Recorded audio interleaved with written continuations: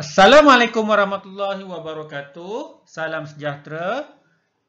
Yang murid, kita bertemu lagi pembelajaran secara PDPR bagi mata pelajaran sejarah tahun 4. Kita masih lagi dalam unit 9 iaitu berkaitan tajuk Pengasas Kesultanan Melayu Melaka. Mungkin murid masih ingat lagi pada pelajaran yang lepas, iaitu murid-murid telah belajar berkaitan asal-usul nama Melaka daripada beberapa sumber, iaitu dari sumber sejarah Melayu ataupun yang dikenali sebagai Sulalatus Salatin yang ditulis atau yang diriwayatkan oleh Tun Sri Lanang, dan sumber daripada negara-negara lain seperti sumber daripada Arab, sumber daripada India dan sumber daripada Eropah yang dikenali sebagai sumber Oriental yang ditulis oleh Tom Peirce. Kita juga telah mempelajari berkaitan sumbangan para miswara sebagai pengasas Kesultanan Melayu Melaka dan apakah kepentingan sumbangan-sumbangan para miswara itu kepada negara, dan yang paling pentingnya, adakah sumbangan itu memberi manfaat kepada kita sebagai rakyat Malaysia yang hidup pada zaman sekarang. Daripada apa yang telah kita pelajari bagi pelajaran-pelajaran yang lepas, kali ini murid pula akan dapat menghuraikan kepentingan taat setia kepada raja dan negara melalui standard pembelajaran 5.2.7. Kenapa kita perlu menanamkan sikap yang amat murni ini, iaitu taat setia kepada raja dan negara? Tentu murid-murid kenal pada siapa yang ditunjukkan dalam gambar ini. Beliau adalah Baginda Al-Sultan Abdullah Riayatuddin Al-Mustafa Billah Shah Ibni Almarhum Sultan Haji Ahmad Shah Al-Musta'in Billah. Inilah yang di-Pertuan Agong Malaysia ke-16. Jadi, murid-murid perlu tahu dan mengenali Baginda kerana Baginda adalah pemimpin negara kita masa kini. Baginda sangat mempunyai sikap-sikap baik dan nilai-nilai murni seperti yang telah diwar-warkan dalam media massa. Okey, seterusnya. Perkara yang menjadi utama sebagai rakyat Malaysia tentulah rukun negara. Waktu bila murid-murid akan membacakan rukun negara ini? Sudah pasti, biasanya di sekolah kita akan membaca ataupun melaungkan rukun negara ini di setiap kali perhimpunan sekolah. Kenapa pentingnya kita mesti membaca dan melaungkan rukun negara ini setiap kali perhimpunan sekolah?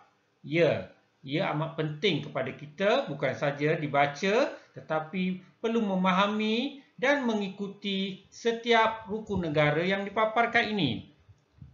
Ada berapa rukun negara yang perlu kita taati? Ada 5 rukun negara dan salah satunya adalah kesetiaan kepada raja dan negara. Murid-murid, sebagai rakyat Malaysia, kita perlu menanamkan sikap taat kepada raja dan negara.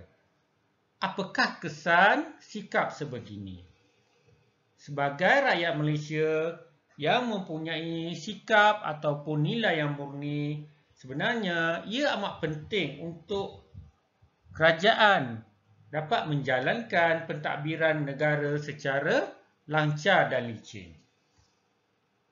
Selain daripada itu juga, ia boleh mewujudkan keamanan kepada negara kita. Sudah pasti, sebagai rakyat yang cintakan negara, sentiasa inginkan keamanan dan keharmonian dan hidup saling hormat, menghormati serta sikap toleransi.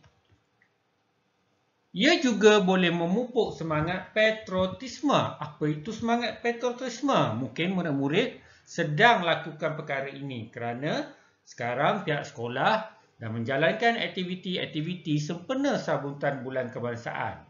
Antaranya ialah pertandingan seperti mewarna, jalur gemilang, menyanyikan lagu patriotisme dan sebagainya.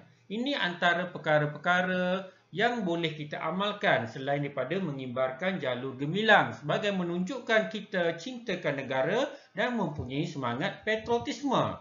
Seterusnya, ia juga boleh mengekalkan perpaduan di kalangan masyarakat dan rakyat. Kita sebagai rakyat yang berbilang kaum, yang mempunyai bangsa Melayu, Cina, India dan bangsa-bangsa lain perlulah mengamalkan sikap saling menghormati dan berusaha untuk hidup dalam keadaan yang harmonis, saling mempercayai dan mengukuhkan lagi perpaduan di kalangan kita. Kita juga perlu mengamalkan sikap dan prinsip yang ada dalam rukun negara. Ini sudah pasti kesan yang perlu kita terapkan untuk kita terus taat kepada raja dan negara. Seterusnya, mari kita ulang kaji topik untuk tajuk ataupun unit 9 ini. Pertama, ciri-ciri menarik tentang Pelabuhan Melaka. Apakah ciri-ciri menarik itu? Yang pertama, kedudukan yang strategik yang terletak di antara jalan laut, timur dan barat. Sudah pasti Selat Melaka adalah selat yang paling sibuk pada waktu itu dengan kapal-kapal yang ingin singgah ke Pelabuhan Melaka.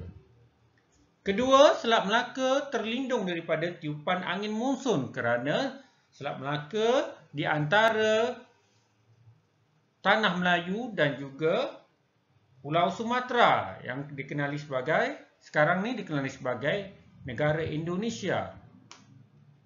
Dan ini menyebabkan kita tidak terdedah, Selat Melaka ini tidak terdedah kepada tiupan angin monsun.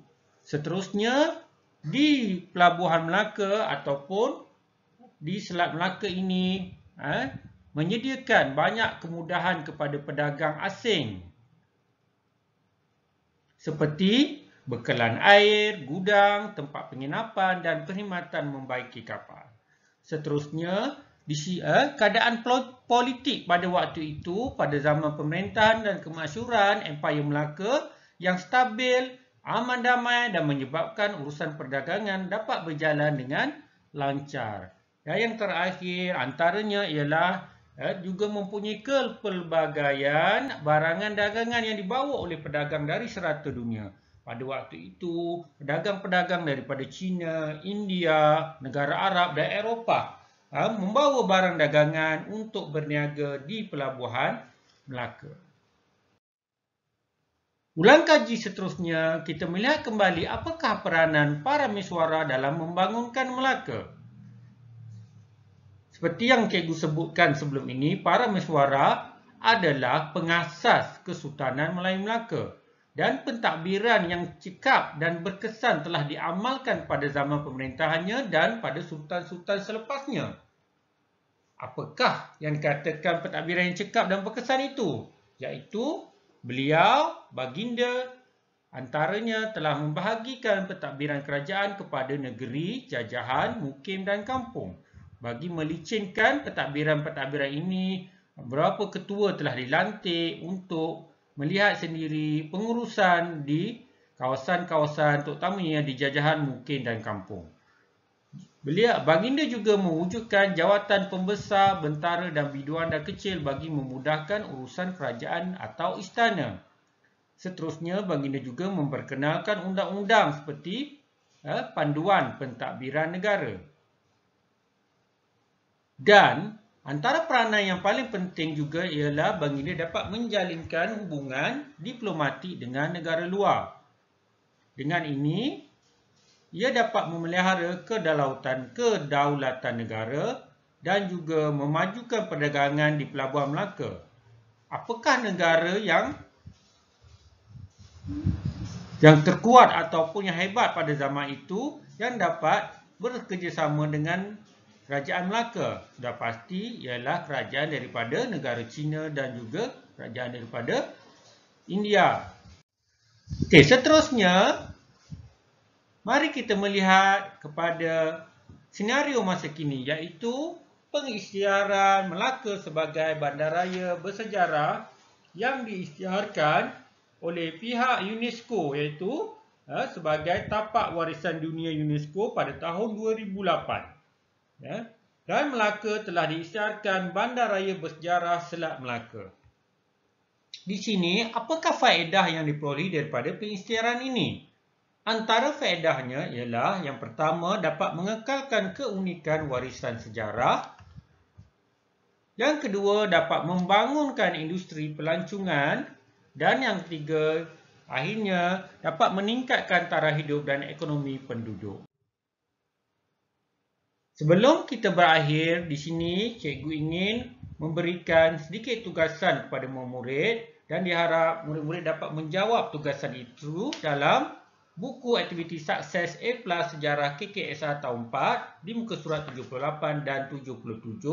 Dan bagi murid yang tiada buku aktiviti, sila gunakan buku latihan yang sedia ada. Okey, soalan yang pertama berkaitan muka surat, iaitu dari muka surat 77 berkaitan ketaatan terhadap raja dan negara amat dituntut kepada semua warga negara Malaysia. Apakah kesan daripada sikap tersebut? Diharap murid dapat menyenaraikan 5 kesan sikap tersebut.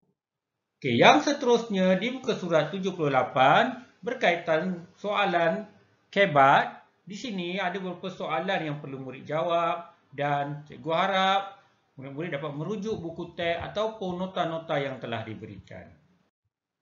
Seperti biasa, jika ada sebarang masalah, pertanyaan, murid-murid boleh ajukan soalan ini melalui chat di dalam Google Classroom ataupun terus bertanya melalui WhatsApp dan Telegram. Dan murid-murid juga perlu menghantar tugasan yang diberikan dalam Google Classroom atau WhatsApp atau chat ataupun Telegram yang diberikan. Okey, sekian saja. Kita berjumpa lagi dalam pelajaran yang akan datang. Sekian, wabillahi taufiq wa hidayah. Wassalamualaikum warahmatullahi wabarakatuh dan salam sejahtera. Sekian, terima kasih. Ingat, sejarah adalah warisan bangsa dan negara kita. Bye-bye.